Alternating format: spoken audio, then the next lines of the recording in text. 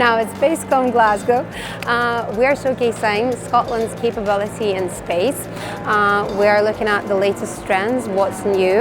This is a very good wrap-up of the year because here companies talk about their achievements, about their plans for 2026. It's been a fantastic event, slammed with meetings and introductions over 2 days.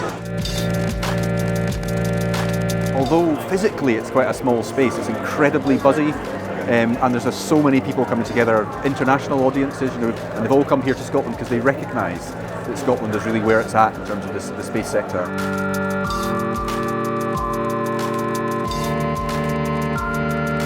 Everybody seems to know everybody.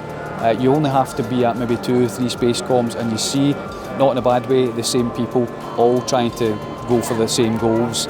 And it's all about getting space recognised, whether that be with government or whether that be with councils or what have you. It's all facing the same direction and all supporting the same sector.